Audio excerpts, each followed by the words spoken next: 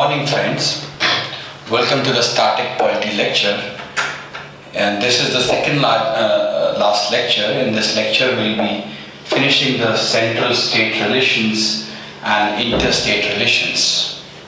So we'll first start with central state relations.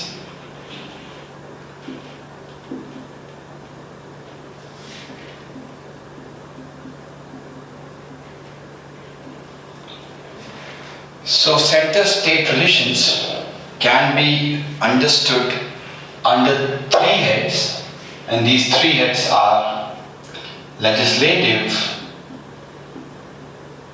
executive, and financial. So we'll first start with legislative relations.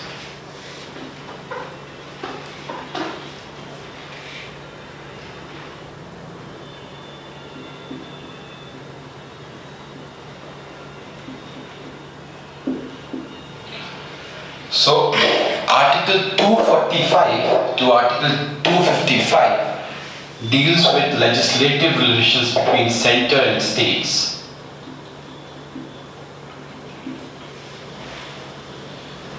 So, there are four aspects of center-state legislative relations, and these aspects are: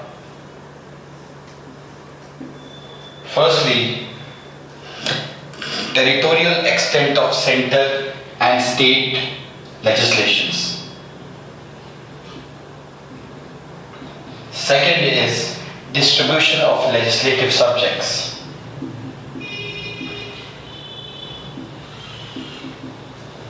Third is parliamentary legislation in the state field.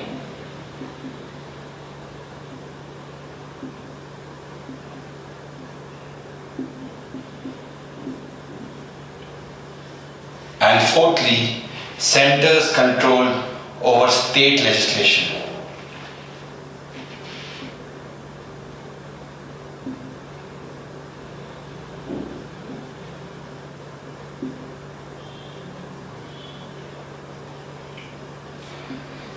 So we'll start with territorial extent of central and state legislation.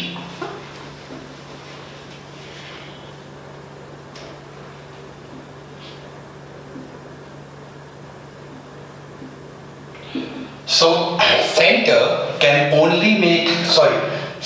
can only make laws for its own state. So, Bihar can make laws only for Bihar. Madhya Pradesh can only make law for only Madhya Pradesh. Maharashtra can only make law for Maharashtra. However, center can make law for all over India and for all Indians. So, center can make law also center's law also applies on Indians living in abroad.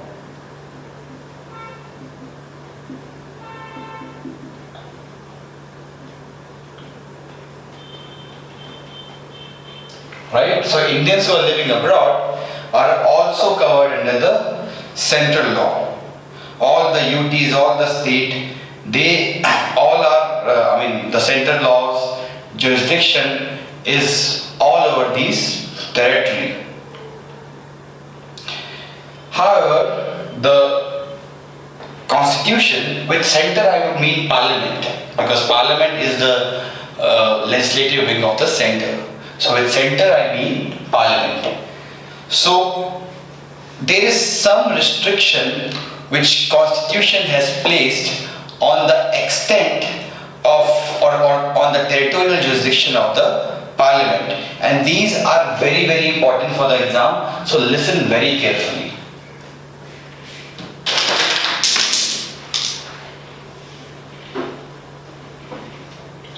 So there are three restrictions.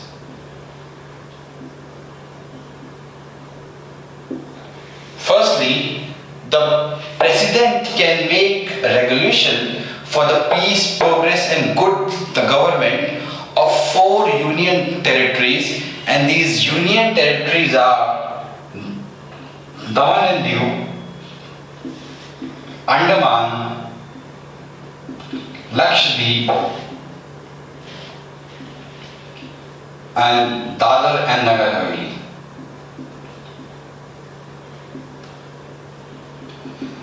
So in this case, the president can make regulation, and a regulation would have same force as the act of the parliament. Also, the president's regulation can also repeal or it can amend any act of the parliament also. So in case of these 4 union territories, the power of president's regulation is more than that of parliament's act. This is a very important point to be noted and understood. In these 4 territories, the power of president regulation is more than that of parliament. The president regulation can repeal and amend any of the parliament's law.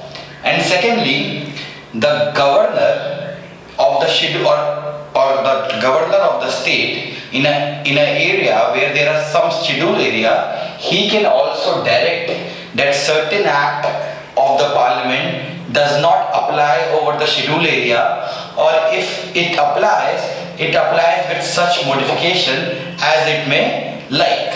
So first restriction is on that president regulation has more power than parliamentary act in these 4 union territories. Second restriction is that governor in a state which has scheduled area can pass or can direct that any act of the parliament does not apply to that scheduled area, or even if it applies with certain modification.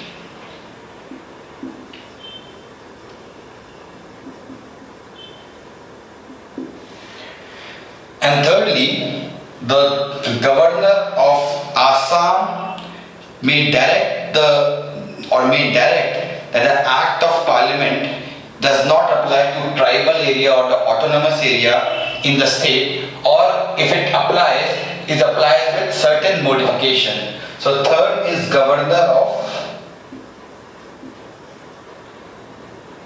Assam can direct that any act of parliament does not apply to the scheduled area of Assam or autonomous area of Assam. There is also fourth restriction which you need to understand, because there is certain change of words, and this is where we make mistakes. So the law also says that, or the constitution also says that the president can also direct that any of the laws of the parliament does not apply to tribal areas in Meghalaya, Tripura and Mizoram. So understand the difference. In this case, it's governor of the Assam. In states Mizoram, Meghalaya and Tripura, the president can do the same. So in these states, the governor does not have the power to do that. It is the president that will direct that certain act does not apply over this area, right? Next is distribution of legislative subjects.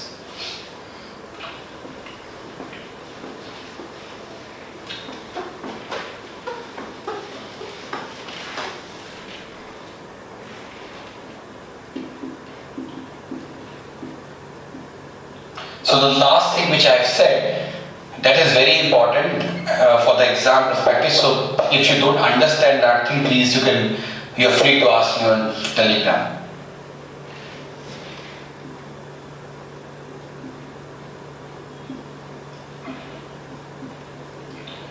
So in this case, as you know, that the President of India or Parliament of India has the exclusive power to make laws on the union list, while the state government has an exclusive power to make laws on the state list. And there are 100 subjects in the union list, and there are around 52 subjects in the state list. Sorry, there's 61 subjects in the state list. And the third list is concurrent list.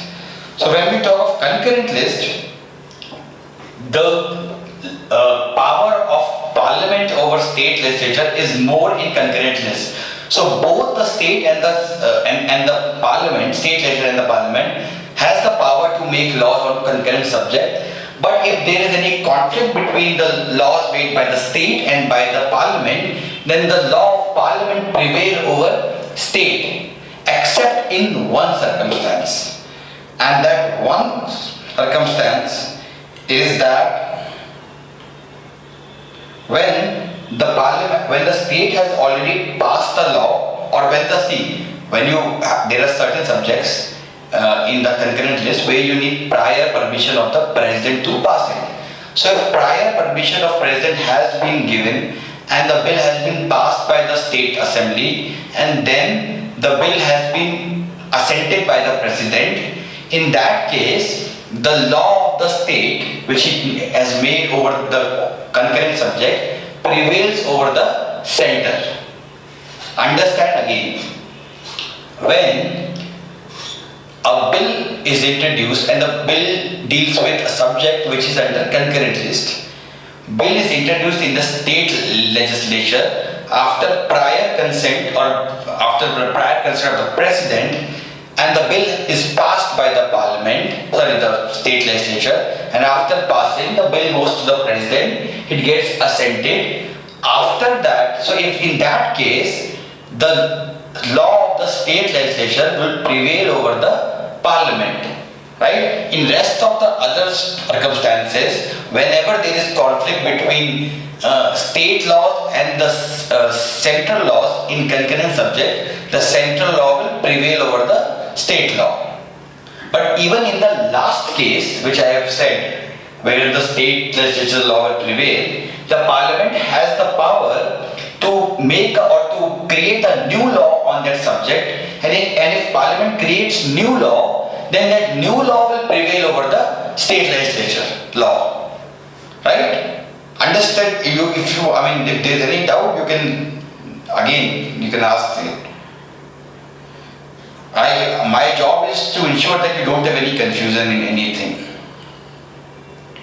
And fourthly, there is also residuary list. So there is union list, then there is state list, then there is concurrent list. In this, central prevail over the states. Then fourthly, there is residuary list. So all the subjects which are not there in the first three lists, they are part of residuary list. In residuary list, the center has been given the power to make laws, right? So generally, it is the subjects of national importance are in the union list. The subjects of state importance, like law and order, these are like health, these are in state list. The concurrent list are something which is somehow both, which requires overall central guidance, but then each state has their own peculiar requirements. So this is the difference between all the lists.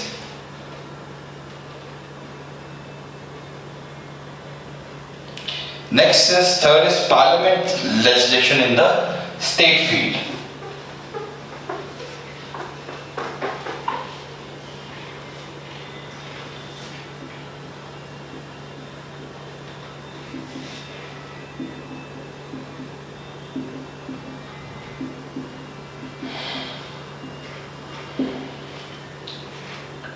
So when we talk of parliament legislation in the state field, so there are five circumstances under which the parliament can make laws on subjects which are state subjects. So the first situation is when Rajya Sabha passes a resolution.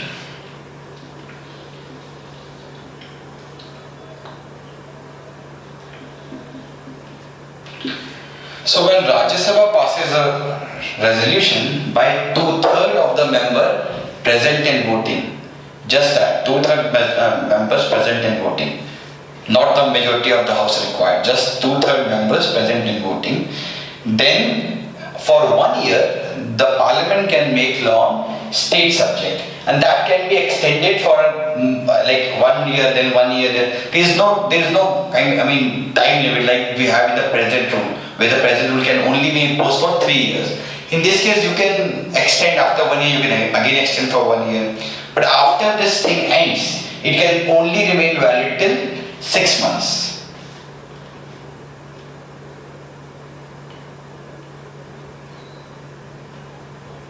Also, in this case, when the parliament or when the Rajya Sabha passes a resolution, when the parliament gets the power to make laws on state subject, then the power of state legislature to make law on that subject remains.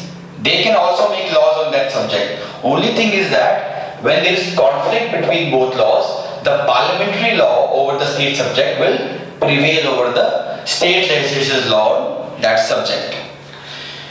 Next is during national emergency.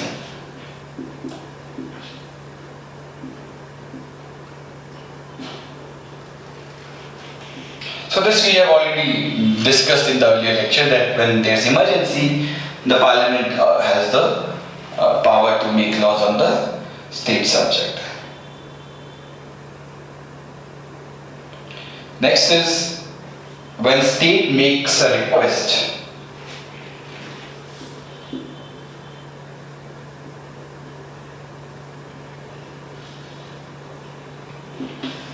So this is also, it's rare, but it happens when states make themselves request to center that please make law on the state subject.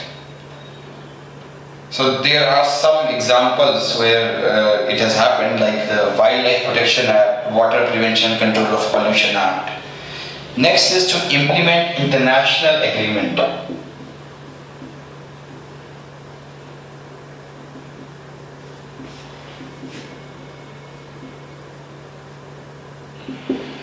Now, to implement any treaty, if you have to, and that treaty deals with a subject which is on the state list, even then the parliament has the power to pass law on that. And lastly, during the president rule.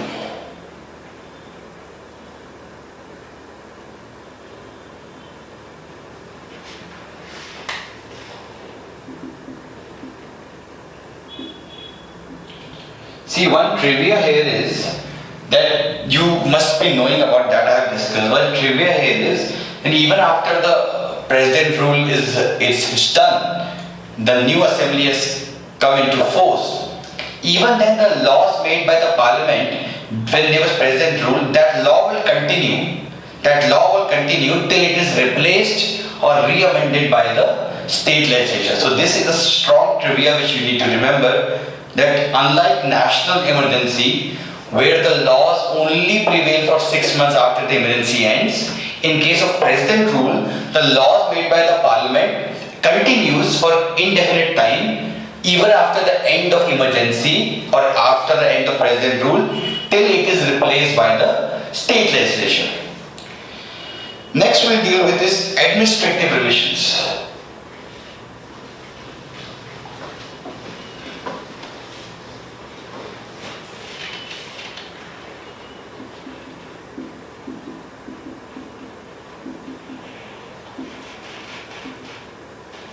Now, when we talk of administrative relations, Article 256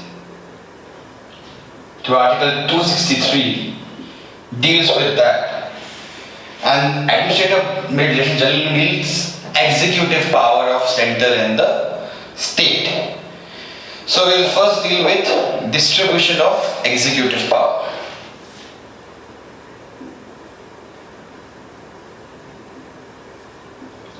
What is the difference between legislative and executive power? When you make the law, that is called as legislative. When you have the power to make law, that is legislative power. When you have power to execute the law, then it means that you have executive power. So the executive power is also divided between center and states, just like we have laws or the legislative subjects divided between the center and states.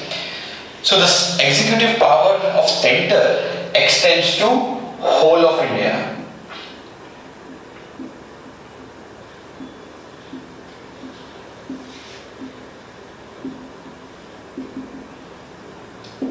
The executive power of state extends to only that state.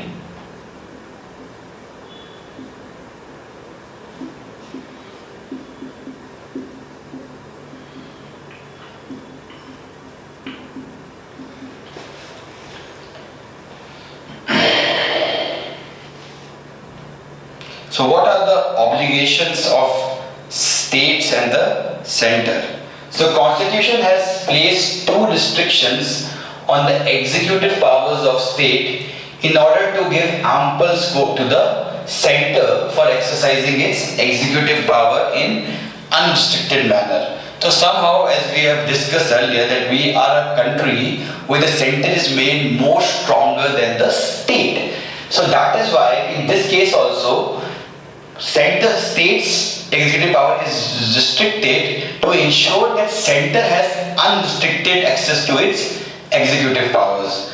So these restrictions are that executive power of every state is to be exercised in such a way as to ensure compliance with the laws made by the parliament and any existing law which apply in the state.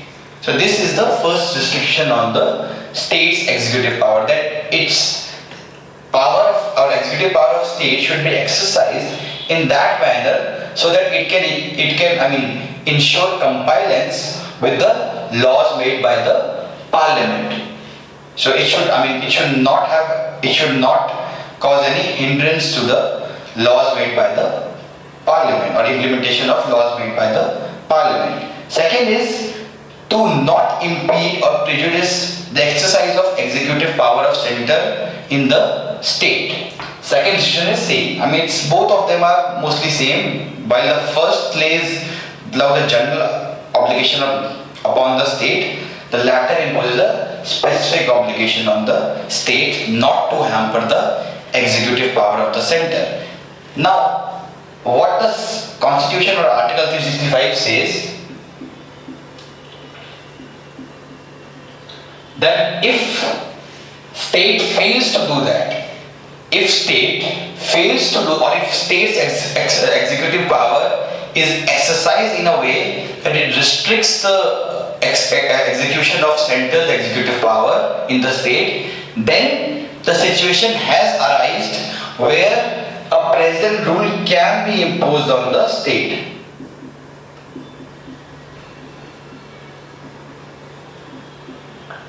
So it means that state has to ensure that its executive power are exercised in compliance to the center's executive power. If it does not do that, then Constitution very clearly says that a situation has arisen where a present rule could be imposed on the state. Second is, these are things which are very narrow, and there are other things also. There are few specific cases also where the center has been given power to give directions to the state. So there are some specific subjects where the center has been given power to direct or give directions to the state. So we'll discuss that. So first direction is which the center can give to state is regarding the construction and maintenance of means of communications which are declared of national importance. So those means of communication which are declared to be of national importance, the center can give directions to the state on that. Secondly, the center can give directions to the state regarding the measures the state should take to protect the railways within the state. Third is the center can direct the state with respect to that state should provide adequate facilities for instruction in mother tongue at the primary stage to the children belonging to linguistic minorities. So Article 338 says that. Fourthly, the center can give directions to the state with respect to that you should have some specified schemes for the scheduled tribes of the state. So in these 4 directions, first is regarding communication, second is regarding railways, third is regarding tribal affairs, and fourth is regarding linguistic minorities. In these 4 areas, center can give directions to the state and state has to follow that. If state does not follow that, then again Article 365 can be used for imposing president's rule in that state.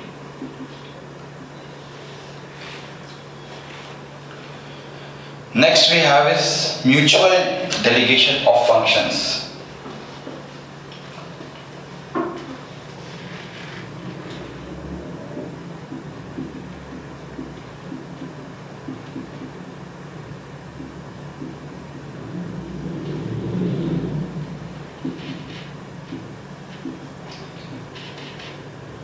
So here also center has been given more power than the states. So center can pass a resolution or parliament can pass a resolution where it can say that some of the, in any of the center subject, the parliament can give that, or parliament can decide that executive power of that subject lies with the state.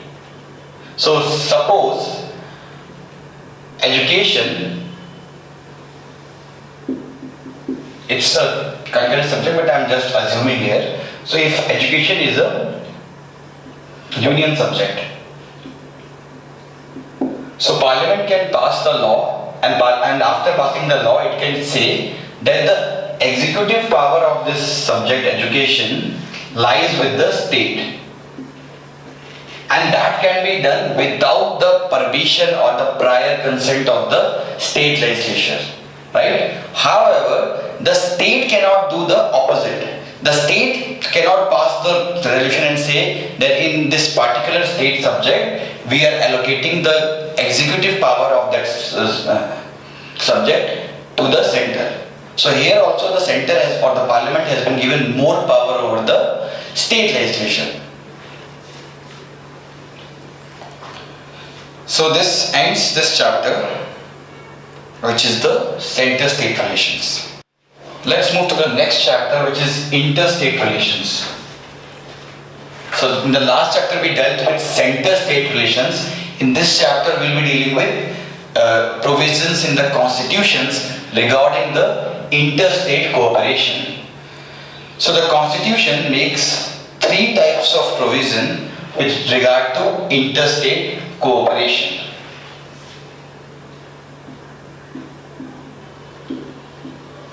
These 3 types are, firstly, adjudication of interstate water dispute.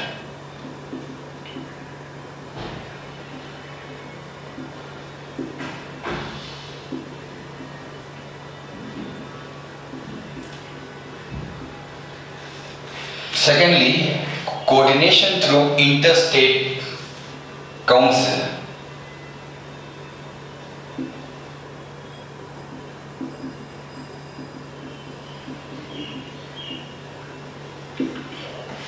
And thirdly, mutual recognition of public acts, records and judicial proceedings.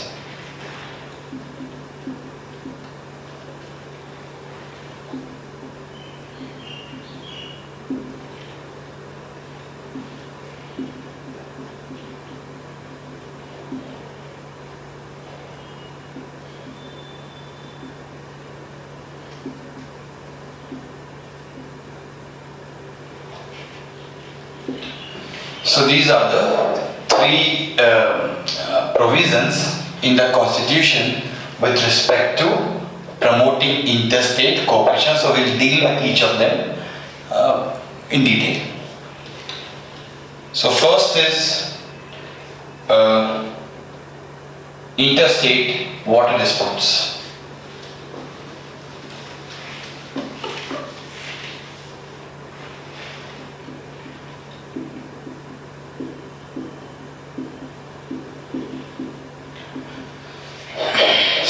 So Article 262 of the Constitution provides for adjudication of interstate water dispute.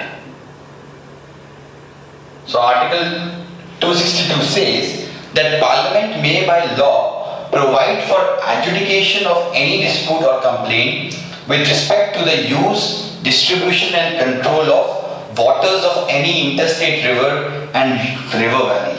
So they can pass a law which can provide for adjudication of any dispute or complaint with respect to use, distribution and control of any interstate river and secondly, second thing which the Article 262 provides is that Parliament may also provide that neither the Supreme Court nor any other court is to exercise jurisdiction in respect of any such dispute or complaint. So basically it says two things. First, it gives Parliament to create a law which deals with interstate dispute, interstate water dispute. And secondly, it says that the law can also say that Supreme Court and any other court has no jurisdiction over that case.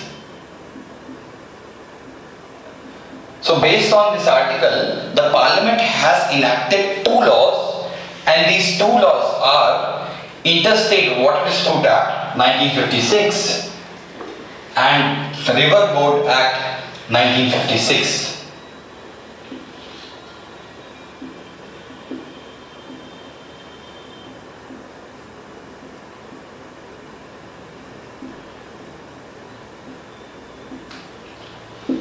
So these two acts has been enacted by the Centre to implement Article 262.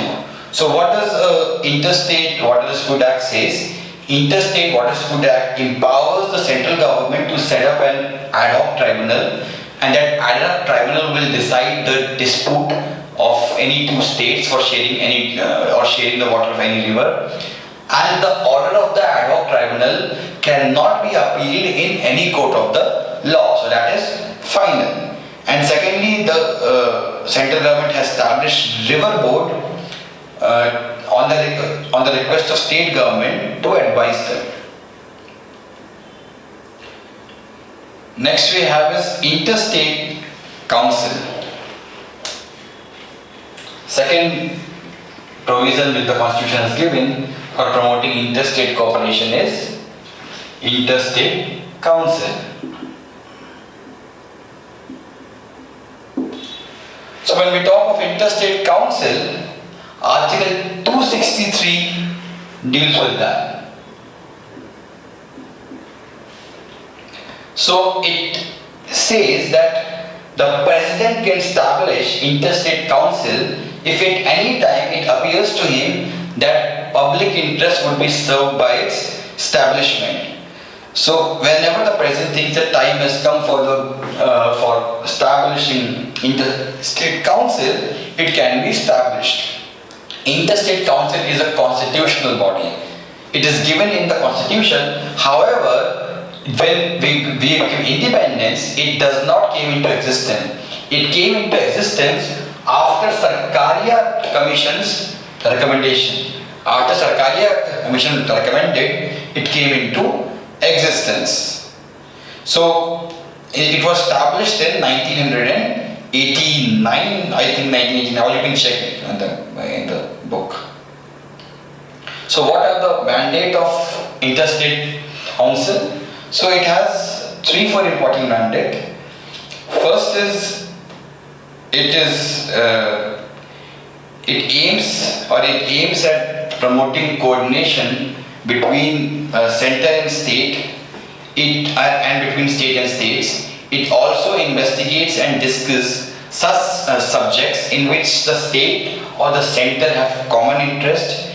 It makes the recommendation upon any such subject for better coordination of policy and action on it, and it meets thrice in a year.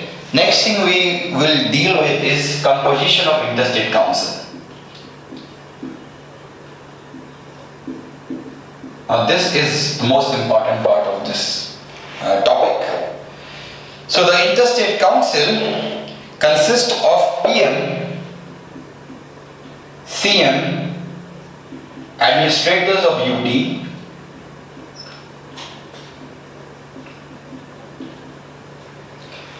governor of state under the present rule,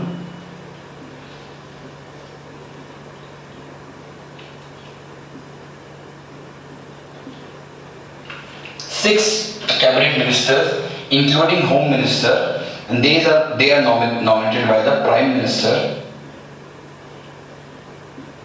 and five ministers of cabinet rank or minister of state with independent charge.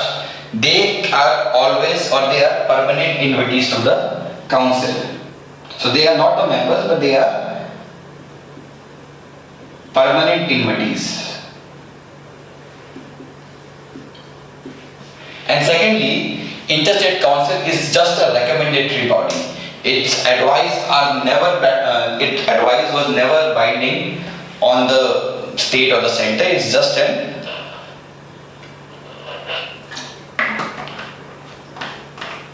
advisory body.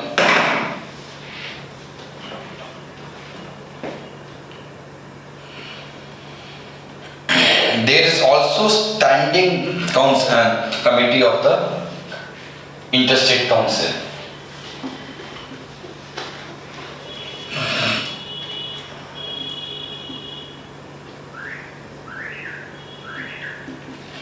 And this standing committee have Home Minister is the chairman, 5 union cabinet ministers,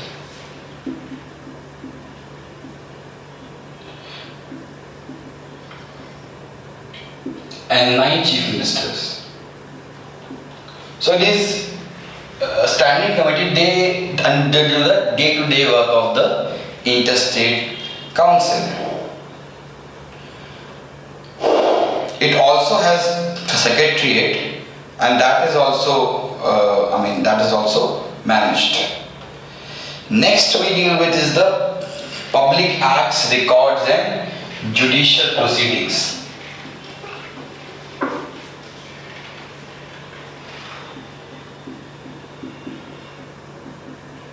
Now this is again very important. Understand it very clearly.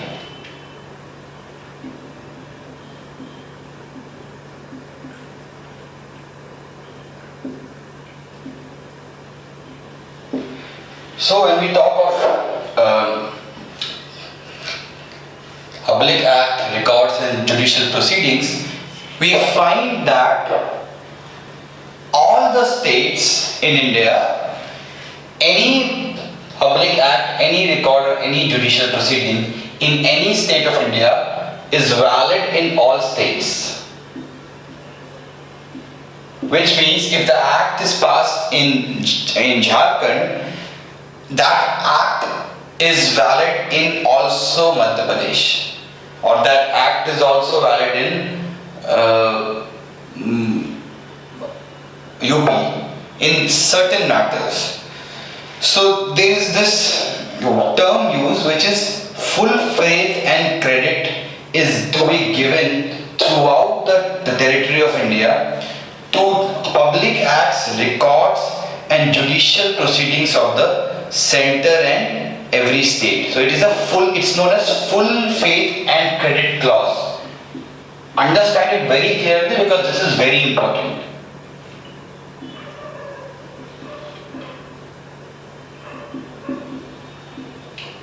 What does this full faith and credit clause says? Full faith and credit clause says that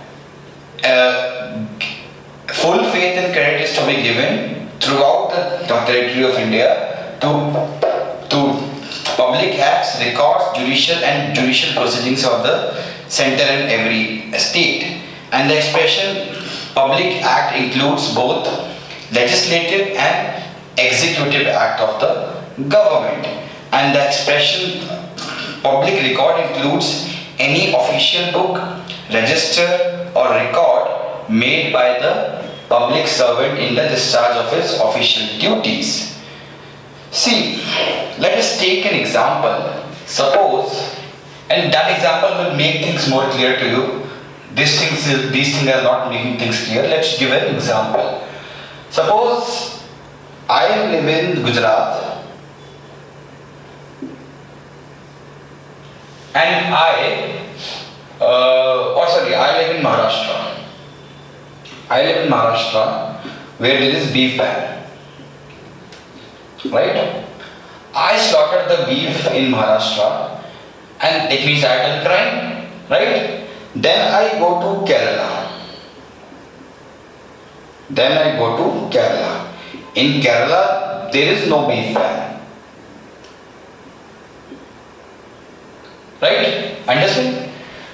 Now, this clause means full faith and credit clause means that if I slaughter a beef in Maharashtra and if I run to Kerala, I can still not be pardoned because I have done crime according to the law of Maharashtra, and therefore even in Kerala if the slaughter of beef is allowed, the Kerala police will hold me or it will arrest me and it will send me to Maharashtra because I have committed a crime or I have committed an activity which is a crime in one state, and therefore I am a criminal. So even if I am in a territory where there is no law which criminalizes that, I can still be or I will be, I cannot still be, I will be arrested in Kerala if the police gets the information and they will send me to Maharashtra. So this clause is because of proper coordination between center and state. Because otherwise, if there will be no clause like this, then it will become very easy. I will do one crime in one state and then I will run away to the other state because I know I won't be arrested. Right? So to ensure that, it is said that any act or any law has a validity in the other state also. If you undertake that activity in that state, then you can be safe. But if you have committed activity in the other state and if you have run away to the other state where that law is not crime or that activity is not crime, even also then you won't be pardoned. You will still be arrested by that state's police. Right?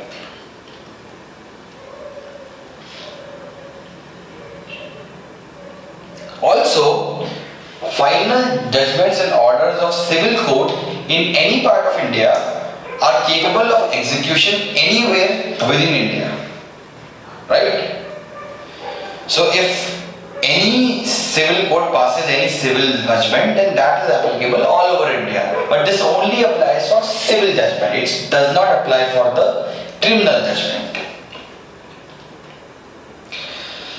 Last provision for coordination between states is interstate trade and commerce.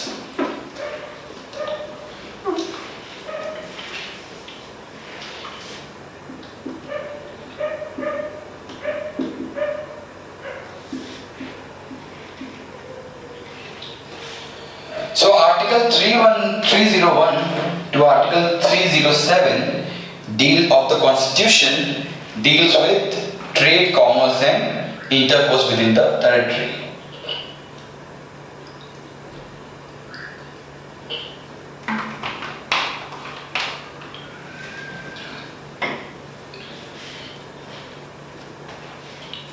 So Article 31 or Article 301 declares that trade, commerce and intercourse throughout the territory of India shall be free.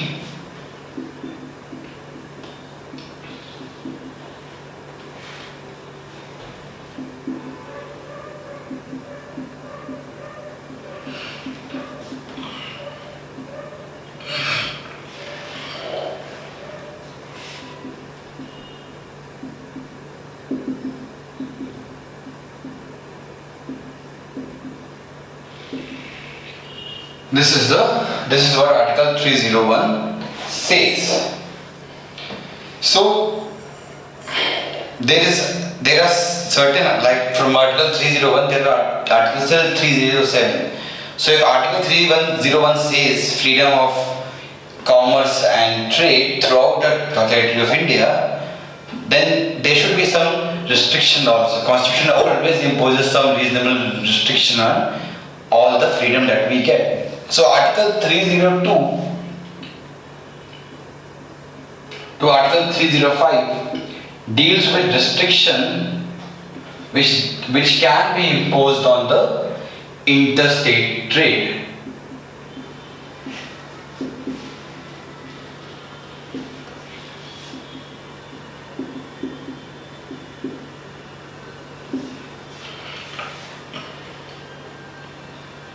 So it says that Parliament, Article 302 says that Parliament can impose restrictions on the freedom of trade, commerce and intercourse between the states or within the states in public interest. So in public interest, the Parliament can impose restrictions on the freedom of state. But Parliament has to ensure that it does not discriminate among the states. So if it's imposed in one state, there should be solid ground for that. Article 303 deals with that the legislature of the state can impose reasonable restrictions on the freedom of trade, commerce and intercourse with that state or within that state in the public interest. So 30 says that Parliament can impose, 303 says that state legislature can impose restrictions in the name of public interest. But for imposing that, Parliament has, or the state legislature has to pass the bill in the assembly, and that bill requires previous sanction of the president, right? So if the bill regarding restriction in the interstate trade has to be imposed, has to be introduced in the legislative assembly of the state, then we require the prior consent of the president. And further, Article 303 says that the state legislature cannot give preference to one state over another. Article 304 says that legislature of a state can impose on goods imported from other states or the union territories any tax to which similar goods manufactured in the states are subject.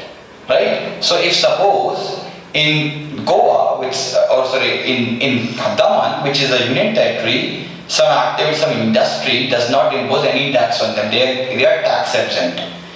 And in Gujarat, a significant amount of tax is imposed on that industry.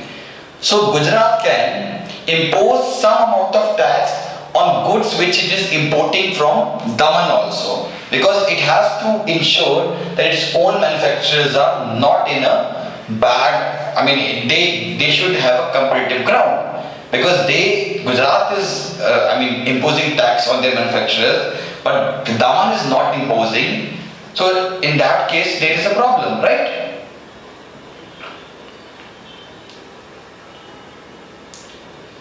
Next is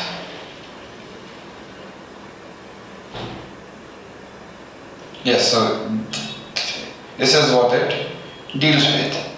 Actually, I have missed a very important part in the last chapter, which is financial relation between center and state. So I will come to that part after I finish this chapter.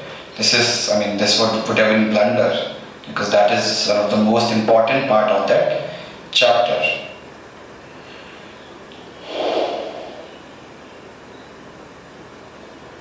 So next we come to is zonal council.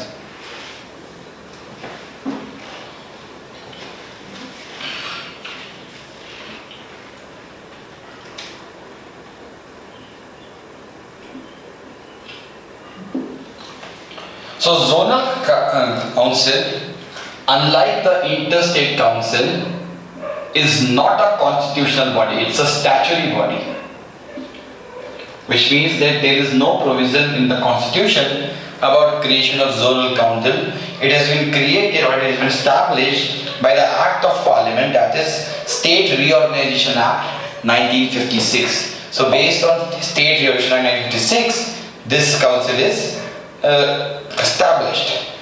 So this zonal council, this act divided the country into 5 zones. So these 5 zones are north, central, east, eastern, western and southern. So in all these zones, states which are neighbor to each other, which have a common interest, which have a common dispute, they are the members. The Home Minister is the chairman of the council, and the Chief Minister in the rotation becomes the Vice Chairman of the council. So what does they do? So these zonal council also act like interstate council. They aim at promoting cooperation and coordination between states, UTs and the center. Secondly, they discuss and make the recommendations regarding matters like economic and social planning, linguistic minorities, border disputes, interstate transport and so on. But just like interstate council, they are also advisory body. Next we have is Northeastern Council. So in addition to the above zonal council, we also have Northeastern Council, which was created by the separate act of the parliament. So the zonal council is created by the State Resolution Act 1956, but the Northeastern Council is established by Northeastern Council Act of 1971. And it has 8 states, the 7 UTs and 1 Sikkim. So they also do the same thing which the zonal council does. Now this ends this chapter. Let's move to the last chapter and finish the financial distribution of power part.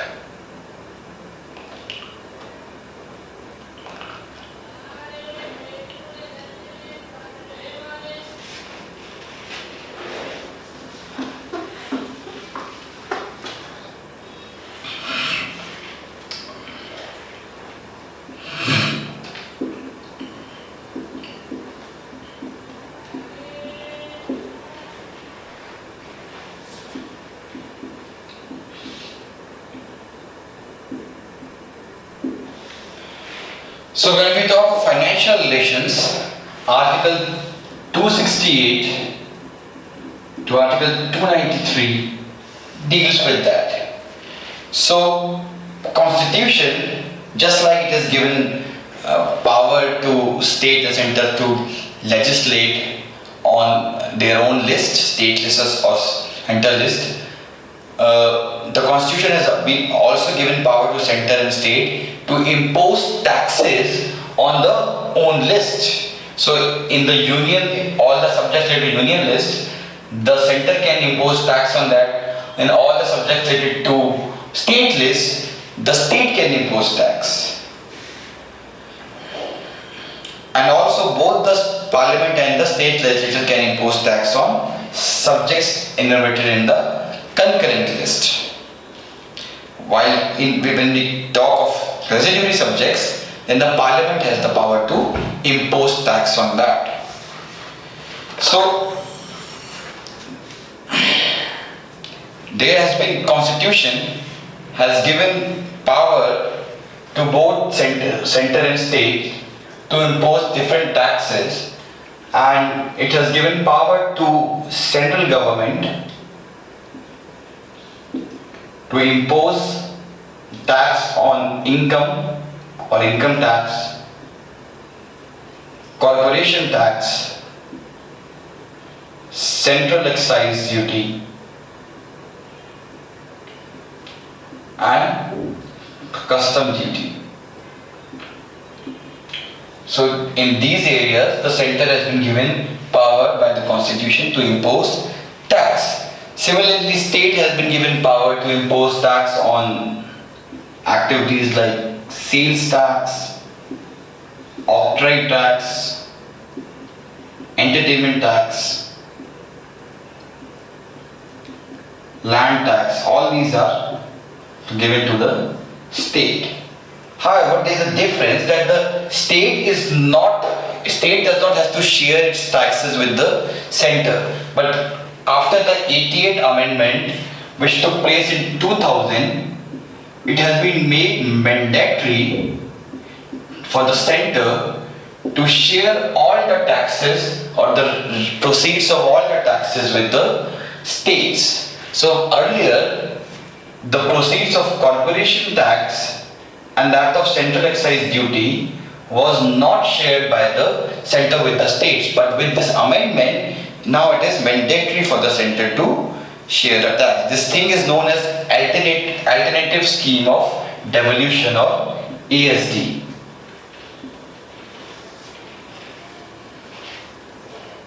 And one more change which took place was 88th amendment, which imposed one more tax, which is service tax, and the center has been given power to impose that tax.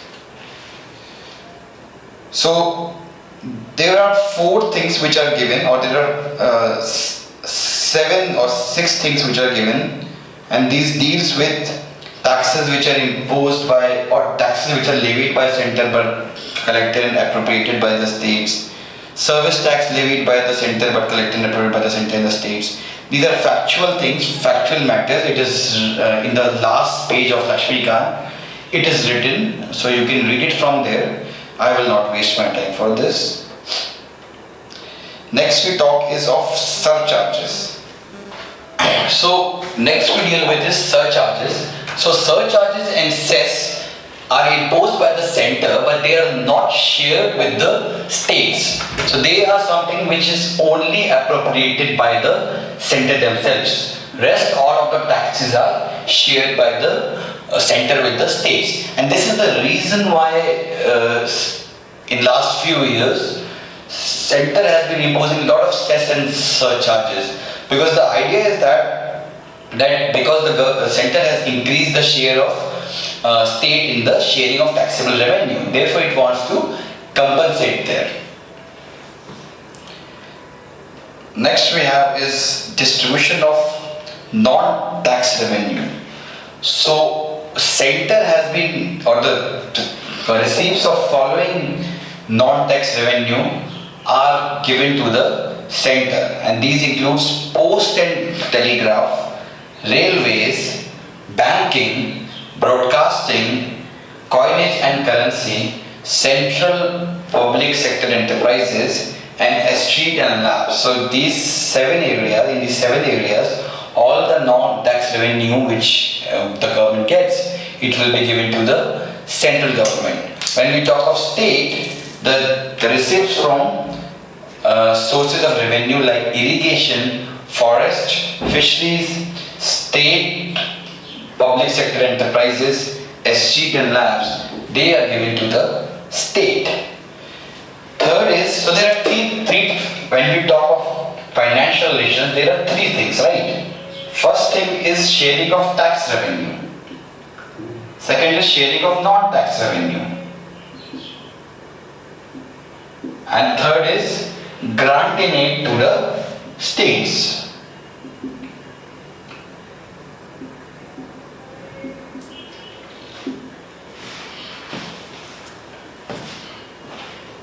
So first 2 we have dealt with, now let's deal with grant in aids.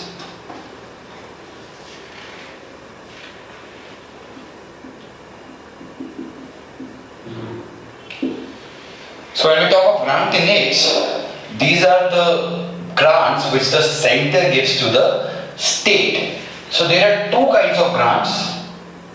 One is statutory grant, which is given under Article 275, and second is discretionary grant. So earlier what happened in the older regime, like before this government came to power, this grant used to be given by the Finance Commission, and Finance Commission does not, it is not, I mean, was not given to every state, it was only given to states which require it, according to the theory. But in reality, every state used to be given some grant. But there was a formula for that, like the formula we have, like population will have this percentage, forest will have this percentage, area this percent, fiscal efforts this percentage. So based on that formula, this statutory grant was allocated. But this was given on the recommendation of the Finance Commission. Second was discretionary grant. Discretionary grant was given on the basis or on the recommendation of the Planning Commission. So this was discretionary. I mean, center was not expected to do that. It can give, it cannot give. It is on Planning Commission's recommendation that the grant used to be given, right? Now this was where the problem was. Like in the earlier regime, the states used to cry that the states which have the state government which have same government as the center, they are given more grants, and the non-ruling state party governments, they get less grants. But now this has been eradicated. Now the Planning Commission itself has been eradicated. So now who functions this role? Who gives this discretionary grant? So it is the Finance Commission which gives that grant. So this discretionary grant is now given by Finance Ministry instead of Planning Commission.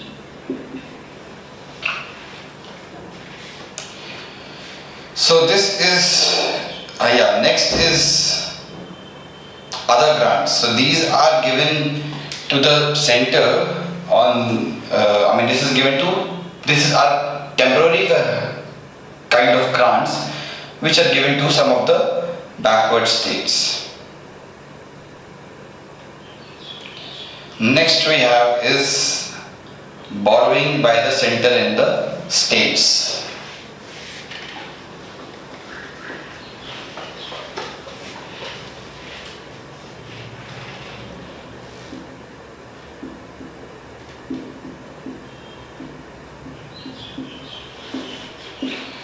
So Constitution makes following provision with respect to borrowing powers of the center and the states. So center can borrow from India and from outside India also upon the security of the Consolidated Fund of India.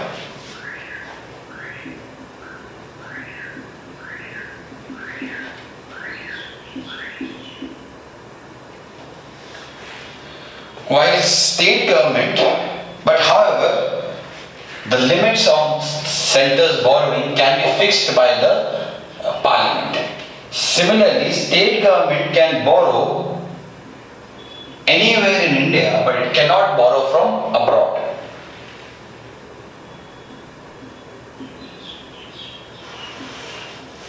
Based on the security of the Consolidated Fund of State. But again, the limit can be fixed by the state legislature.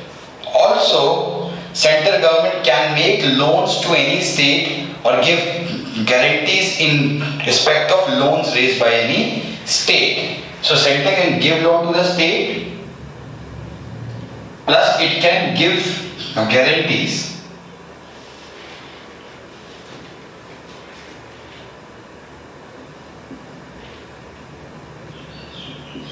In case of loan raised by the state.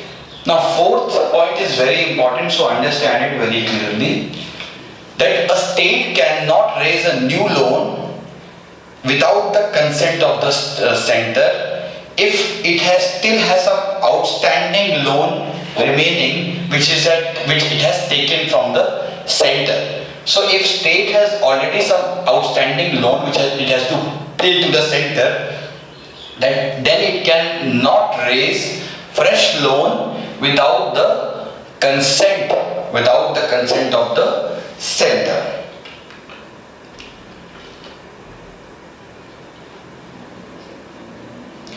Next we have is intergovernment tax immunities.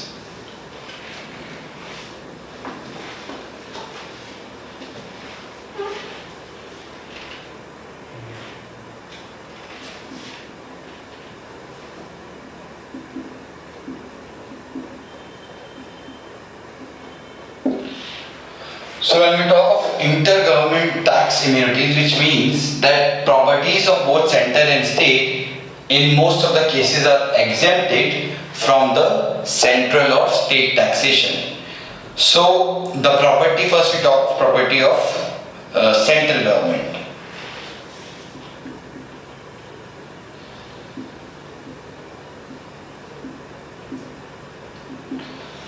So the property of center is exempted from all taxes imposed by the state or any authority within the state like municipalities, district board, panchayats and so on. But parliament is empowered to remove this ban. So property of center which is in the state, so if I am in Bihar and there is the income tax office in Patna, then that income tax office in Patna will be exempted from all the state taxation, but the parliament can remove the ban. Second is that, but however, there is one more clause here.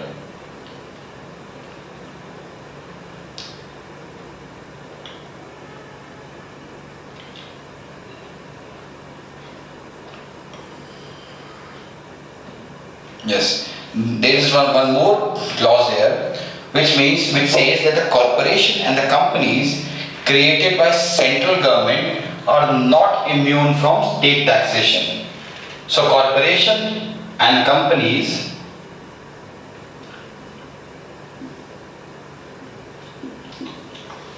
raised by the central government are not immune from the state taxation or the local taxation.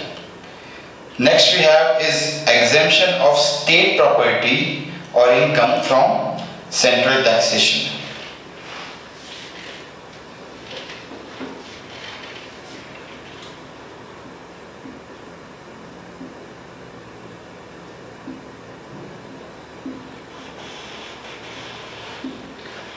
So suppose there is this Andhra Bhavan in Delhi which serves very good biryani.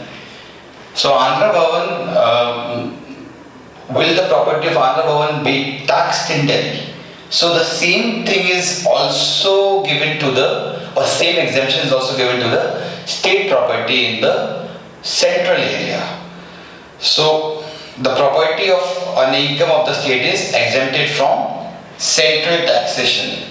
But the center can tax the commercial operations of the state if the parliament so provides. So if parliament provides, the center can impose taxation on the commercial operations of the state or of the property of the state. So this finally ends the chapter. This time it's final. Now I will not again reverse and come back. Next thing we will deal with is the panchayats and the municipalities. So first start with the Panchayati Raj.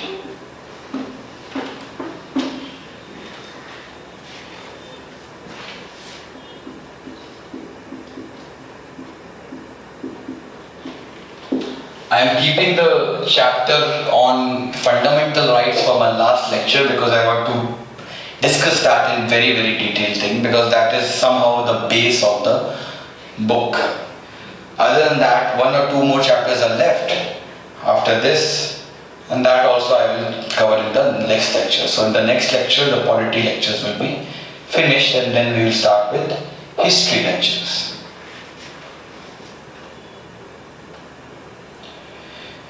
So Panchayati Raj, as we know that it was existing since 1959, or 1957, but it was given constitutional status in India after the 73rd Amendment, which was in 1992.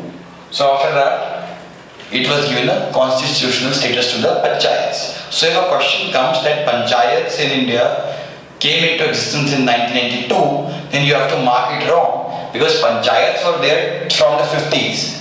It was just that it was not given any constitutional status.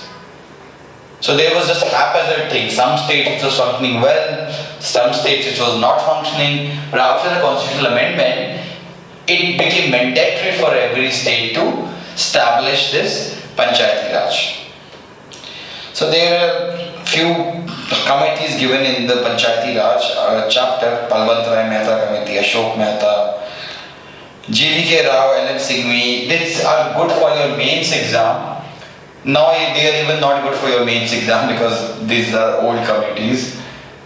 But just remember that these all committees deal with Panchayati Raj. So let's start with the each and every articles dealing with the Panchayati Raj.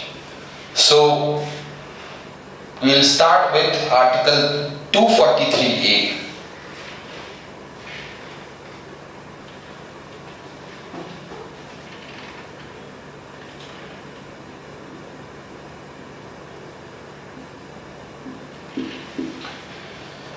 So Article 243A says that in each, or it says that there will be a three-tier structure in the panchayats, and these three-tier would include, at the ground level we have gram panchayats,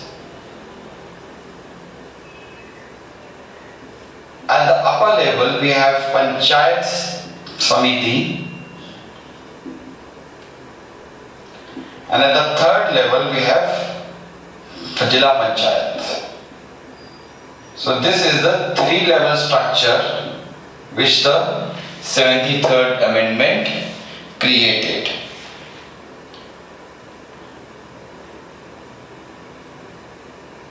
Right? This is how it will go.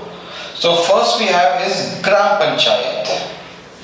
So when we talk of Gram Panchayat, in Gram Panchayat, all the members who are part of electoral roll, which means every adult citizen whose name is in the electoral roll of the village is member of the Gram Sabha. Now these members themselves elect the president or the chairman of the Gram Panchayat, which we call in most of the states as Pradhan, Gram Pradhan, right? So this is how it goes in the Gram Sabha level.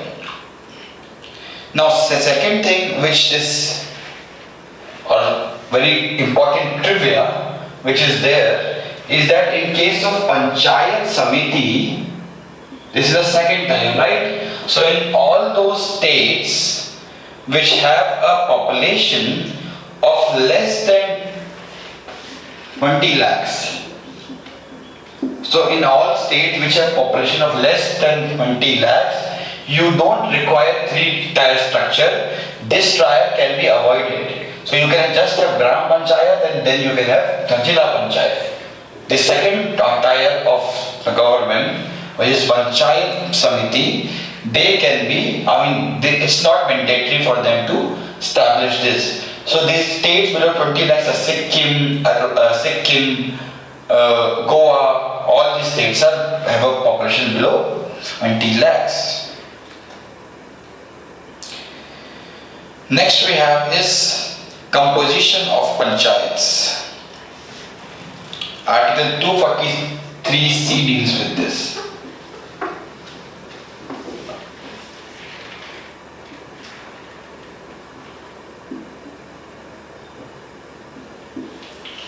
So this deals with composition of the panchayats.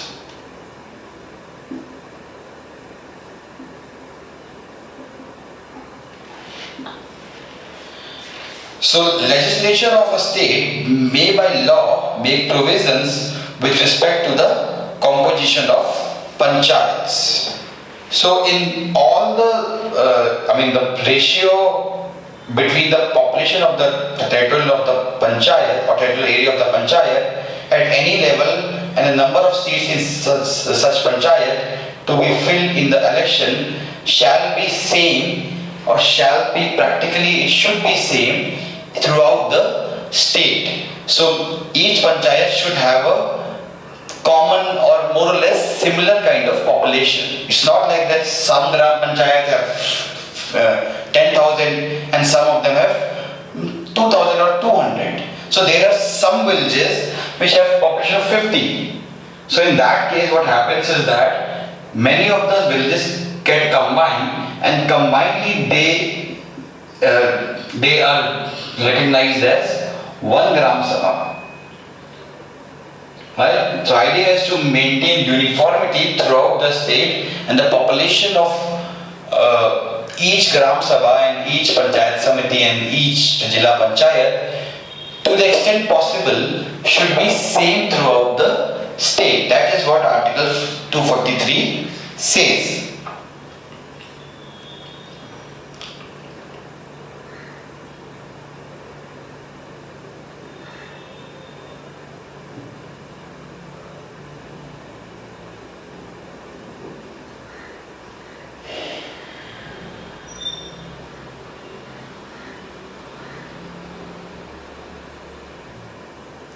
Next thing which this article says, that there will be chairperson at all the three levels, which means that there will be chairperson of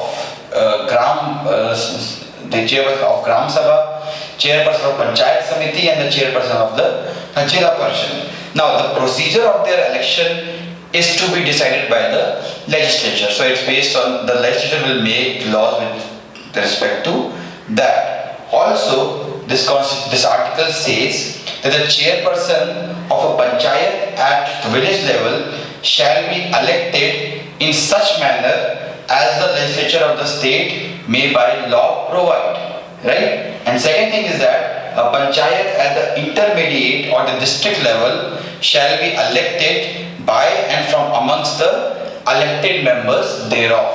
These are the two things which this law mandates. Next is Article 243D.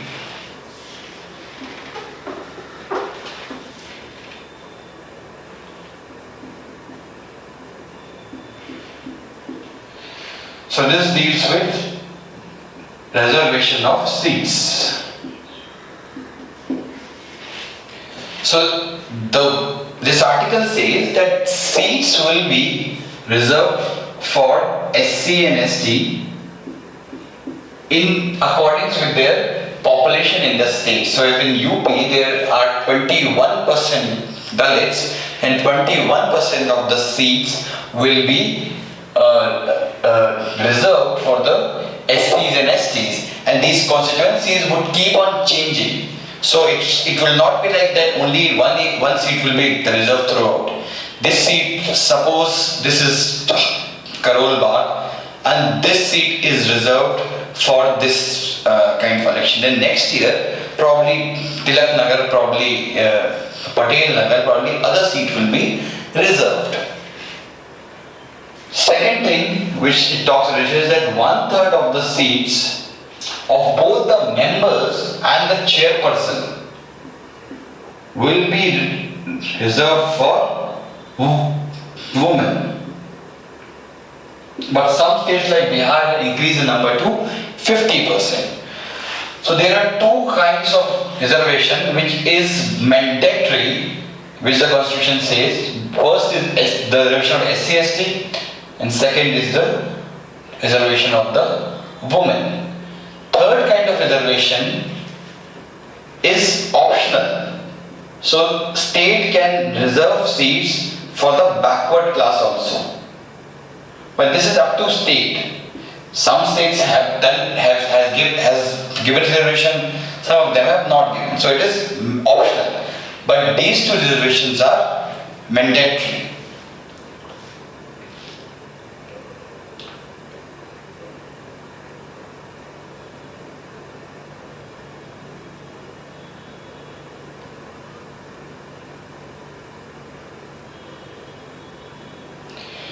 Next is Article 243E, which is the duration of the panchayat.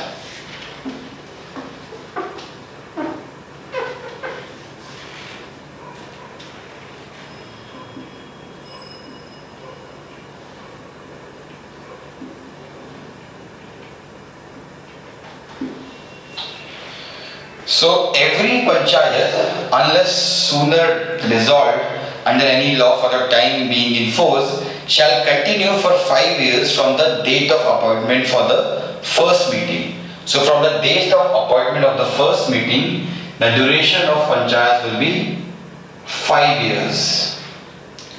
It can be dissolved earlier, but the election will have to take place within 6 months of the dissolution. So panchayats cannot be non-existent for more than 6 months. That is mandatory under the law. Next we have is disqualification of the membership, which is Article 243F.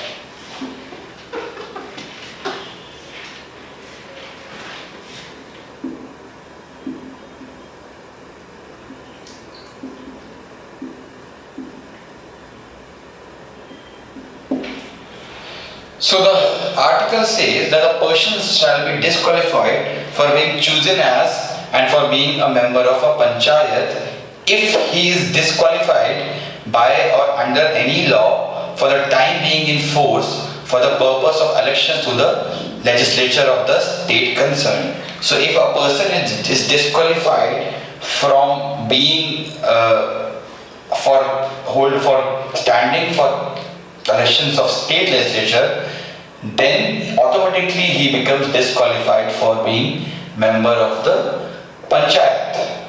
Second is if he is disqualified by any or under any law made by the legislature of the state. So legislature of the state has been given freedom to frame laws that under certain laws you are not allowed to stand for elections. And secondly, it says, this clause says, or this article says, that no one will be disqualified for being age of more than 21 years unless and until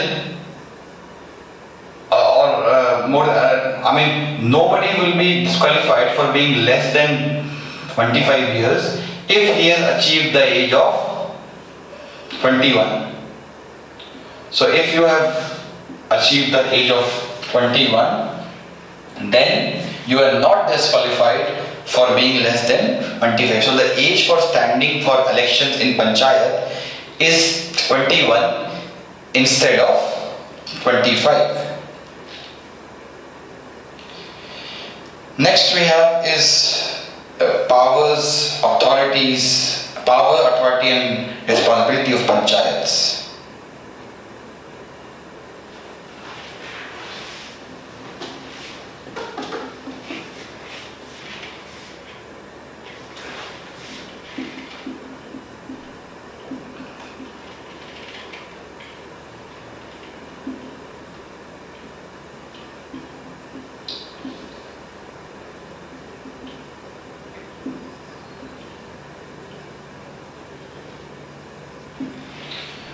So when we talk of this,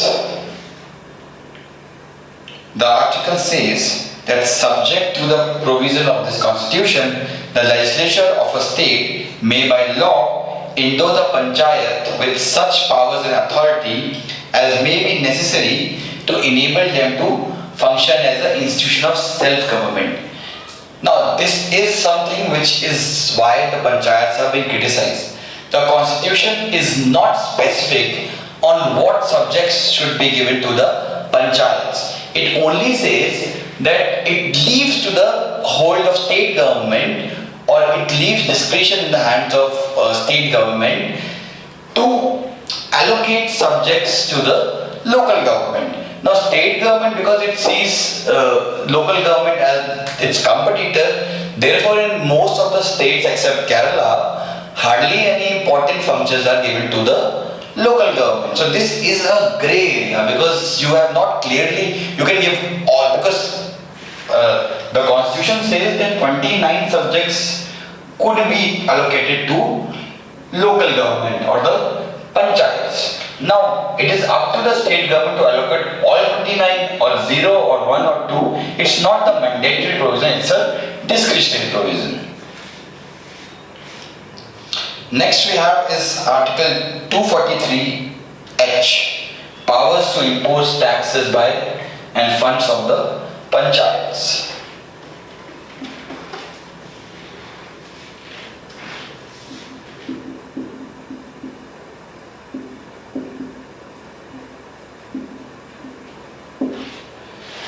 So legislature of a law may by law or legislature of the state by law authorize a panchayat to levy, collect and appropriate such taxes, duties, tolls and fees in accordance with such procedures and subject to such limits. Secondly, it can authorize a panchayat to such taxes, duties and fees levied and collected by the state government for such persons. Thirdly, the state government can provide for making such grants in aid to the panchayat from the consolidated fund of the state. And fourthly, so these are the three things which the constitution says, that state can give power to the panchayats to impose tax, duties and fees. It also says that the state can give or share grant in aid with the panchayat. Just like the way center shares the money with the state shares the money with the local government. And in this case, we had finance commission, right? In this case, we have state finance commission.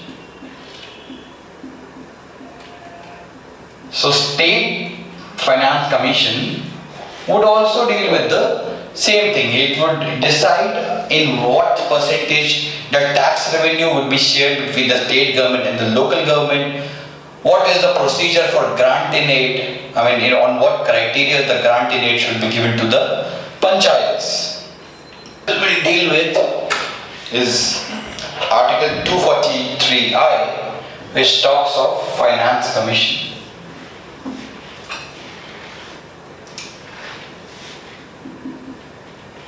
So this says that finance commission would be, state finance commission would be appointed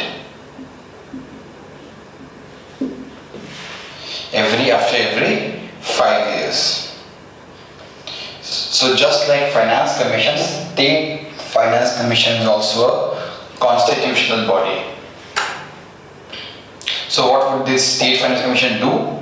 Well, it would exactly same way like the central finance commission functions.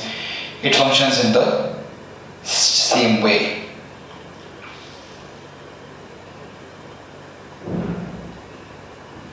Next we have is Article 243J.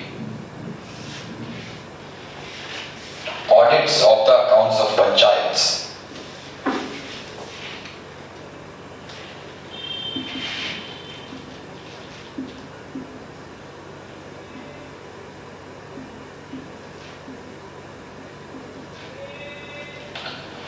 So the constitution says that legislature of the state may by law make provision with respect to the maintenance of accounts by the panchayats and auditing of such accounts. So it says, it is what it says. Next is Article 243K. This is a very important article.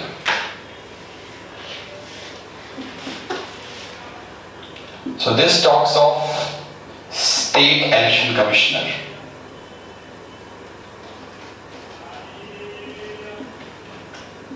So just like a Central Election Commissioner, which conducts elections of state legislature and the Parliament, the State Election Commissioner focuses or it conducts the election of local bodies, right? So it takes off in terms of local bodies, it is under the jurisdiction of the State Election Commissioner.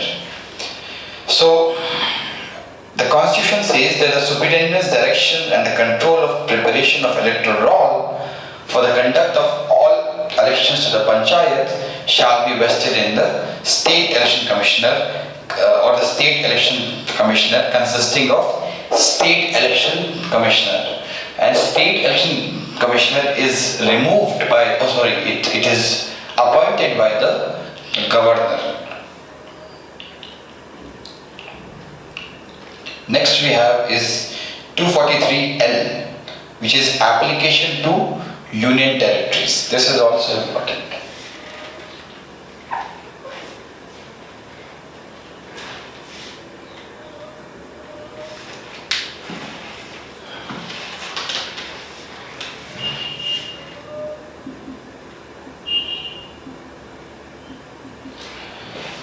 So the constitution says that just like the states, the provisions of Panchayati Raj would also be implemented in the union territories, but there is also a clause that President may by notification direct that the part of this provision is fully applicable to the union territories or it is subjected to some modification, right? So it is the President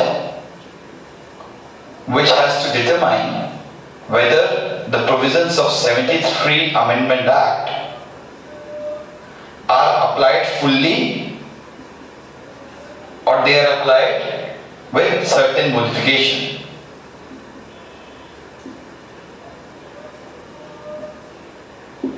Right?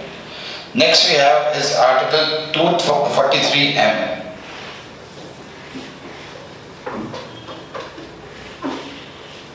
Now this is very important again. So Article 243M deals with areas where this 73 Amendment Act, the Panchayati Raj provisions are not applied. So these include the states of Nagaland, Meghalaya and Mizoram,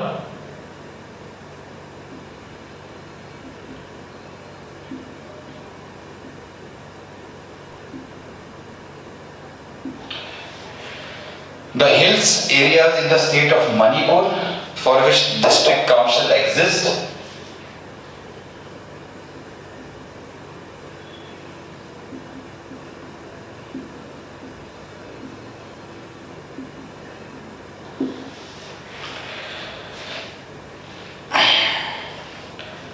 also in the Darjeeling region it will not be applied because there is already Darjeeling Gorkha Hill Council which exists there. So hill areas of West Bengal. Next, so in these areas this act will not be applied. Also, one more restriction is that Parliament may by law extend the provision of this part to the scheduled area and the tribal area. So therefore, the Parliament has passed the PESA Act. So this act was originally the 73rd Amendment does not say or does not apply this act to the scheduled areas, because in scheduled areas you already have the tribal council which functions more or less like the Panchayati Raj. But it also said that the Parliament may by law can make or can apply this law to the scheduled area. Therefore the Parliament passed the PESA Act.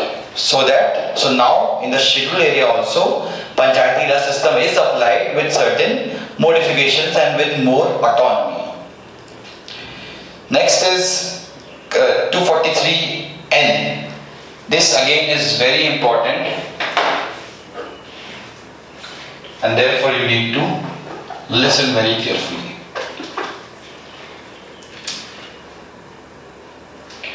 So 243N deals with continuation of or continuance of existing laws and panchayats.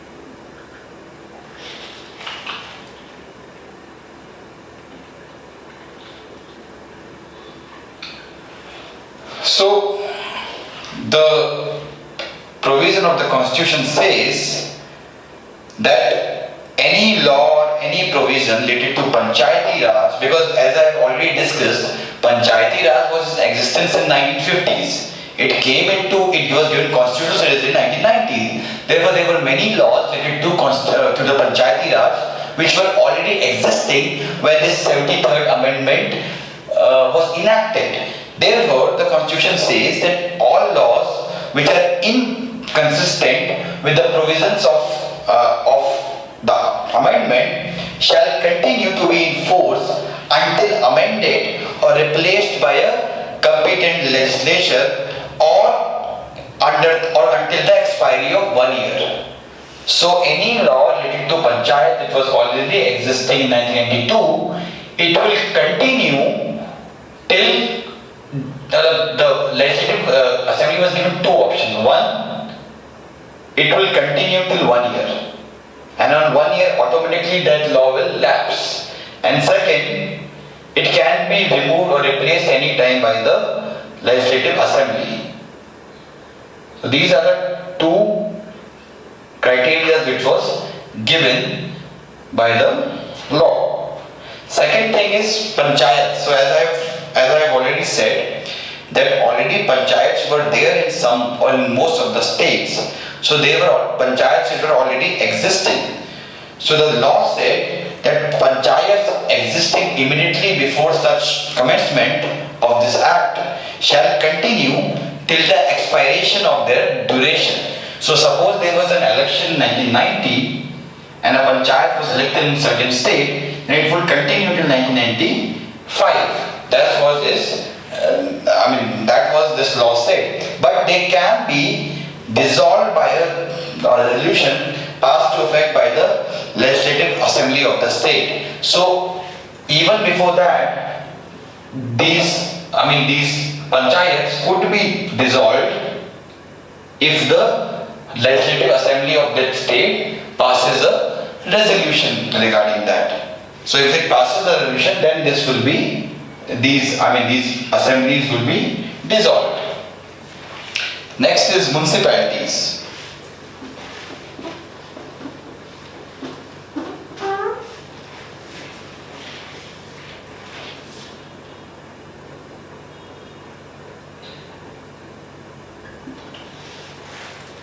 So municipalities, now we come to the next chapter, municipalities.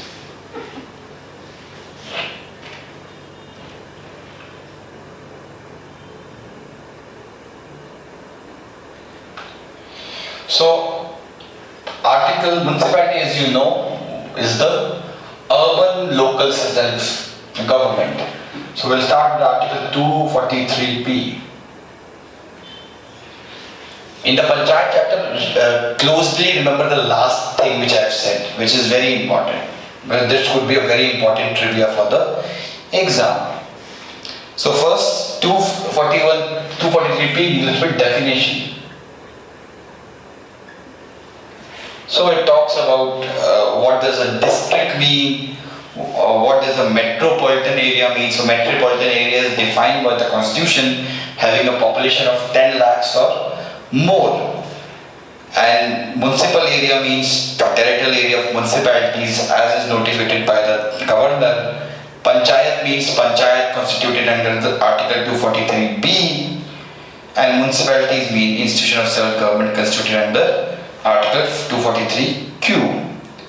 Next is Article 243q, which is Constitution of Municipalities.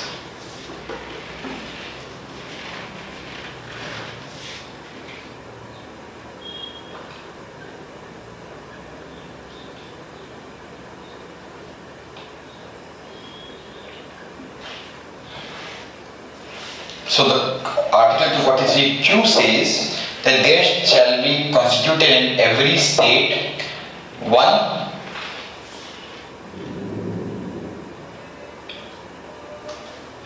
Nagar Panchayat,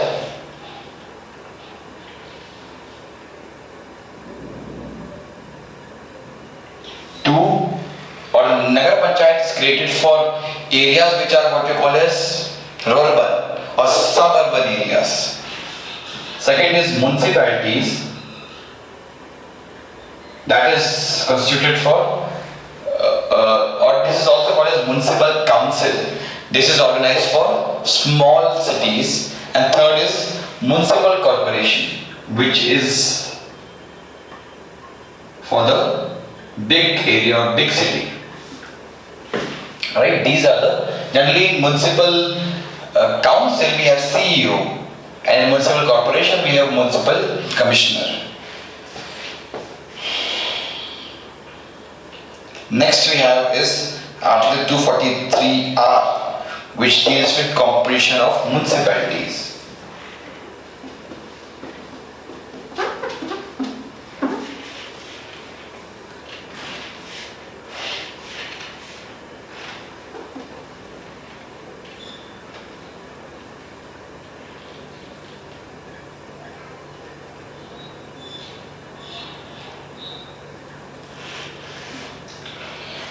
So this says, this kind of article says that all the seats in municipality shall be filled by people or person chosen by direct elections from territorial constituencies in the municipal areas, and for this purpose each municipal area shall be divided into territorial constituencies known as ward. So it says that all members of the municipal corporation or municipal council will be directly elected, and each territorial constituency would be called as ward. And secondly, this is one way. But there are other members also of municipal corporation. And for this the law says that, so the legislature of the state may by law provide for the representation in municipality of one person having special knowledge or experience in municipal administration. Secondly, the members of the House of the People and members of the legislature, so MPs and MLAs which are representing that constituency. Thirdly, the members of Rajya Sabha and the members of Legislative Council of the state. And fourthly, the chairpersons of the committee. So this is the, this is not there in the whole. And second thing which the legislature will provide is the manner in which the chairperson or the mayor would be elected. So understand again this clause. This clause says that the members of the municipal council or all the direct members of the municipal council will be directly elected. All the elected members. So there are two kinds of members in municipal corporation. They could be. One is elected, second is nominated. Elected members are all elected through the method of direct election, and their constituency would be called as ward. While nominated members, along with elected members, the legislature by law can decide which members will be nominated to the municipal council. So in this case, the constitution says that for the representation of municipality, the legislature can make law in which it can say that person, or it can appoint person having extra knowledge of municipalities, or MPs and MLAs, or MPs of Rajya Sabha and MLCs. They could be nominated in the municipal corporation. And second thing which this constitution has allocated to legislature is manner in which the chairperson or the mayor will be elected.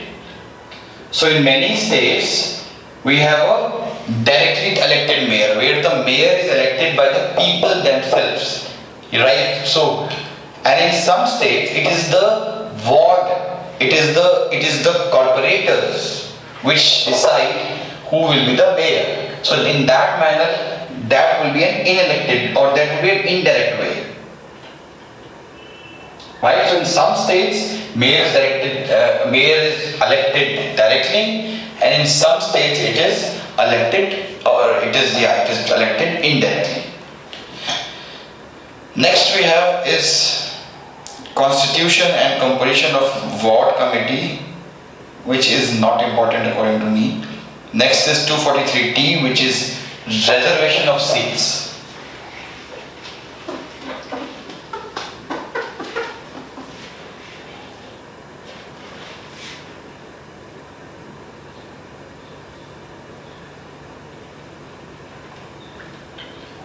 So this is also just like the Panchayati Raj system. We have seats reserved for women, 1/3.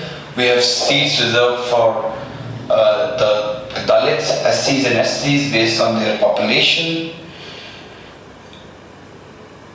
And we have seats of chairpersons which are reserved for scheduled caste and the women, but that would be the manner of that will be decided by the legislature of that state.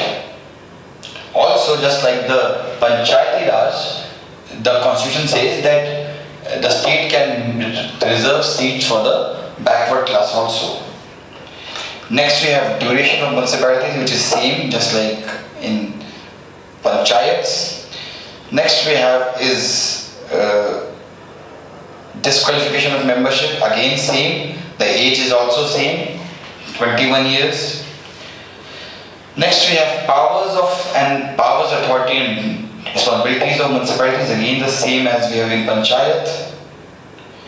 Then we have finance commission, same, just we have in the then we have power to impose taxes and funds of municipalities, again the same. Audit and accounts, again the same. Election to the municipality, same as Panchayati Raj. Application to union territories. So this is different. So this is also the same. I mean, this is the same, but the president can decide that whether that will be applied fully or with certain modification. Part not applied to certain is the same. Next is Article 243 ZD, which is Committee for District Planning or District Planning Committee.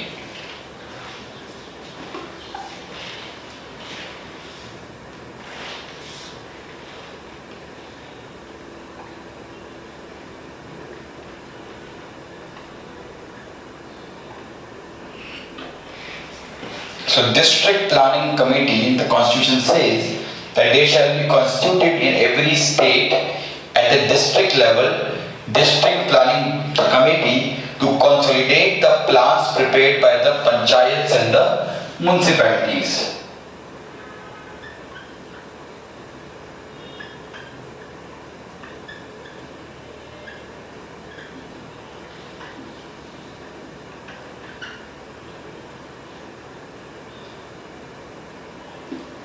Right, this is what this article says. Consolidated plans prepared by the municipalities and the panchayats. The constitution also says that legislature of the state, this topic is very important, so please listen it very carefully. The legislature of the state may by law make provision with respect to first, composition of district planning committee, secondly, manner in which the seats in this committee shall be filled, and thirdly, it is mandatory for the legislature to ensure that not less than 4/5 of the total member of such committee shall be elected by among the elected members of panchayat at the district level and the municipalities in the panchayat and the municipalities at the district level to the ratio of population between the urban and the rural areas. Now let us understand this clause again. So it says that 4/5 of the seats in district planning commission or district planning committee should be filled in a way that the elected members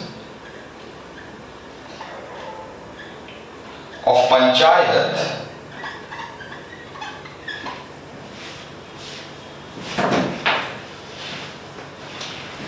and municipalities, elected members of panchayats and municipalities will elect, and the ratio would be according to the ratio of urban area and the rural areas in that district. So suppose in a district 70% is rural area and 30% is urban area.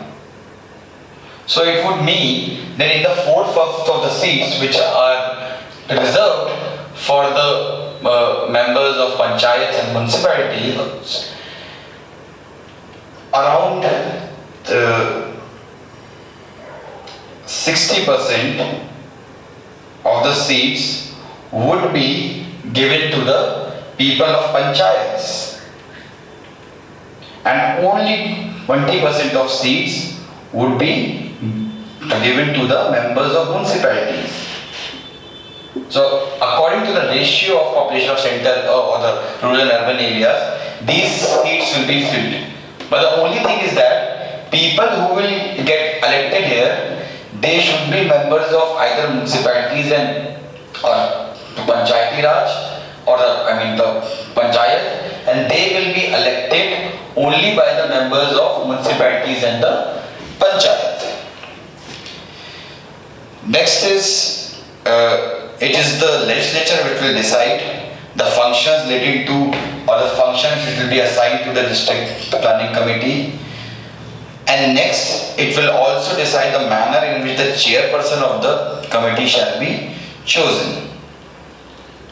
So each district planning committee will prepare draft development plan with regard to matters of common interest between panchayats and municipalities, including spatial planning, sharing of water and other physical and natural resources.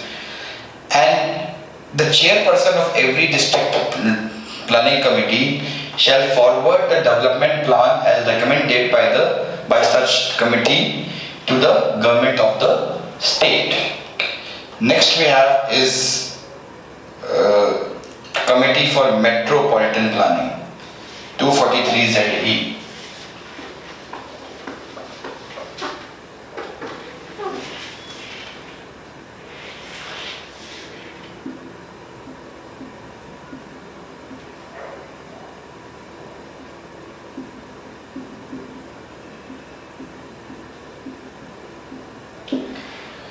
So this committee shall be constituted in every metropolitan area.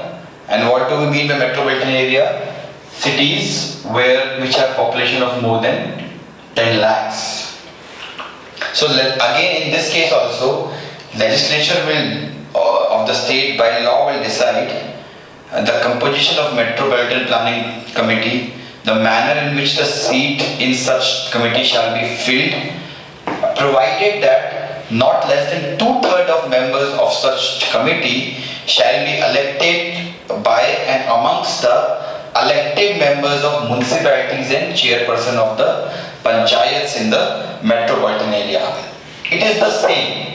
Only difference is that in district planning council the number is 4/5, and in metropolitan or in committee for metropolitan planning the number is 2/3.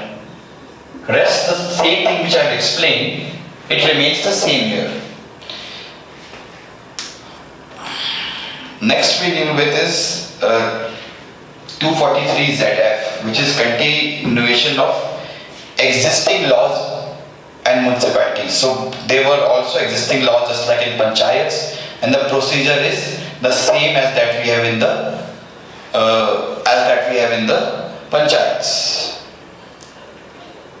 So this ends this chapter of municipality, and next we will deal with this anti-defection.